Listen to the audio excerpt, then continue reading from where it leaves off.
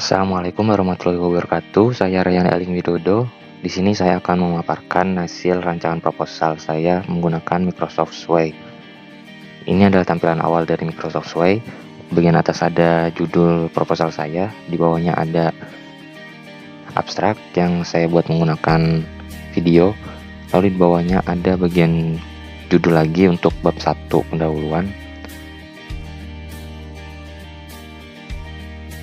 Lalu saya tambahkan foto dan teks dari bab 1 untuk ke bawahnya sama seperti ini.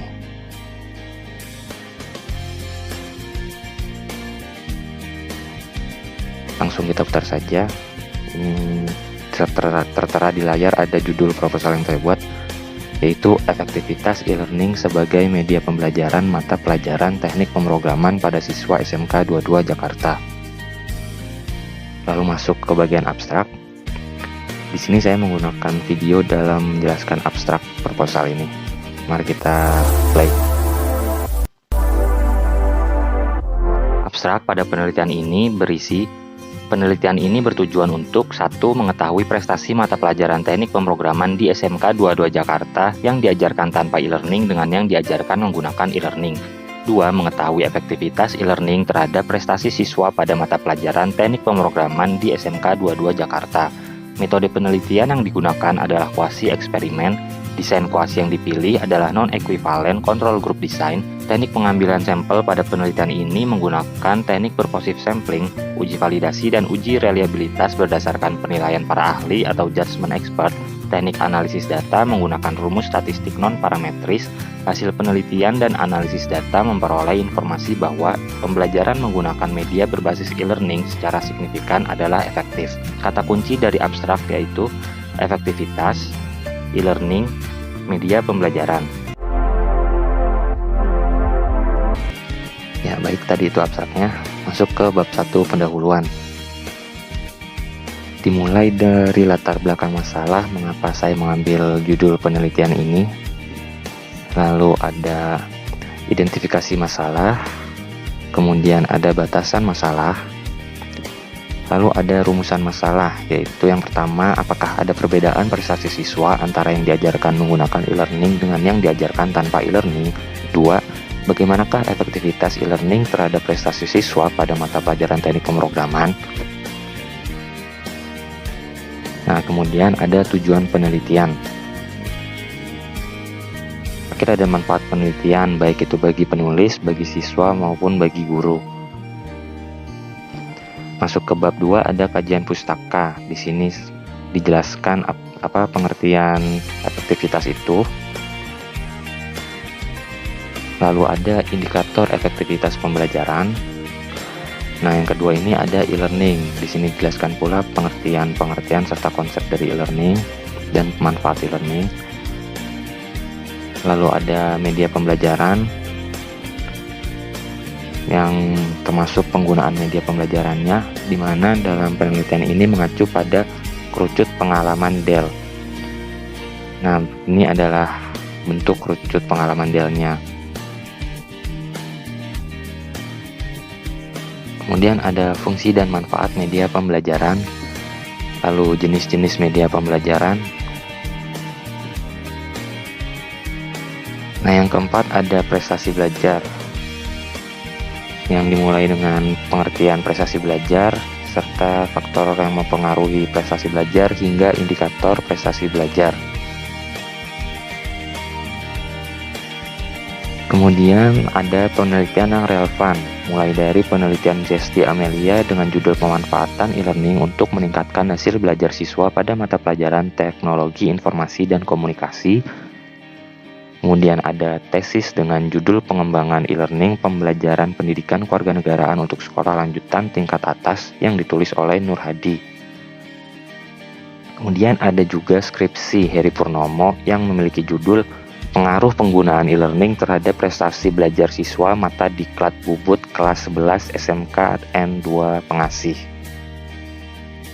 Kemudian untuk kerangka berpikir, di sini kerangka berpikirnya seperti ini. Kerangka berpikir ini digunakan untuk mengetahui yang mana lebih efektif antara metode pembelajaran dengan e-learning dengan metode pembelajaran konvensional.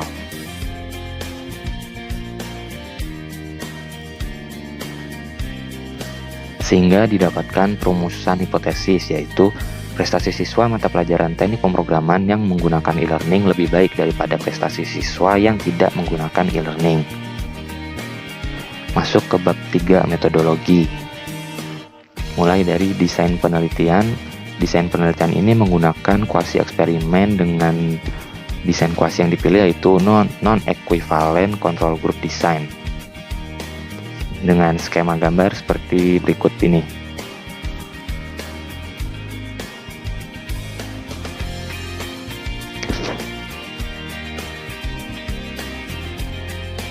Lalu ada definisi operasional variabel penelitian, di mana bagian ini digunakan untuk menjelaskan istilah-istilah yang ada pada penelitian ini, mulai dari istilah efektivitas e-learning, media pembelajaran, dan terakhir ada efektivitas e-learning sebagai media pembelajaran mata pelajaran teknik pemrograman di SMK 22 Jakarta.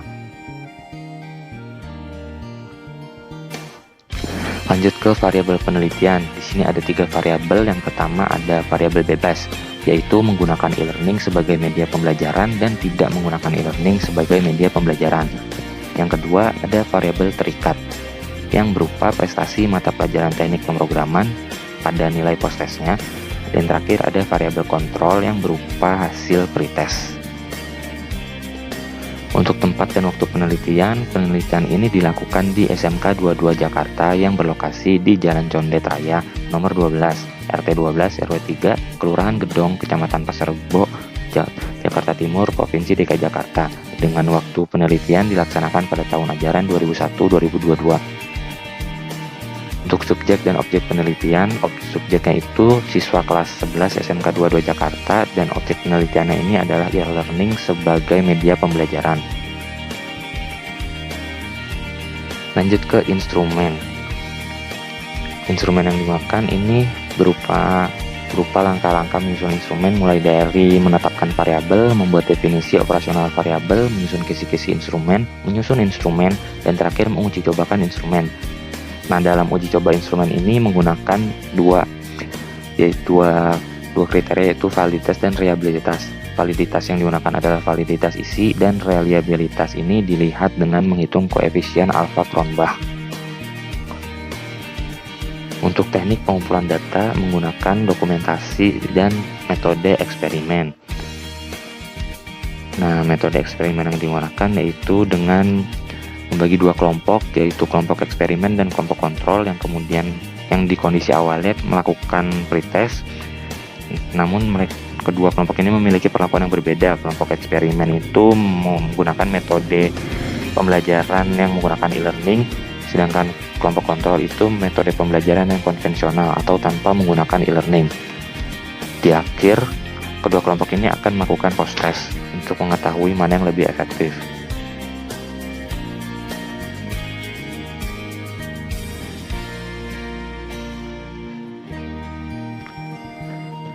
Lanjut ke teknik analisis data. Yang pertama ada mean, ini rumusnya. Yang kedua ada median, yang rumusnya ini. Lalu ada modus dengan rumus ini. Lalu ada standar deviasi yang rumusnya ini. Lalu kategorisasi nilai yang memiliki kategori seperti ini, mulai dari sangat tinggi sampai sangat rendah. Terakhir ada uji formalitas yang rumusnya ini.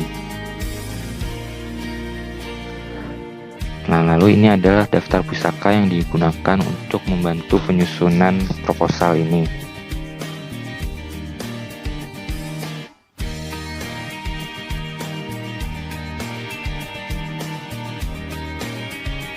Ya, ini adalah profil dari peneliti, yaitu Ryan Aling Widodo, mahasiswa program studi pendidikan vokasional teknik elektronika angkatan 2019 dengan nomor registrasi 15136199026.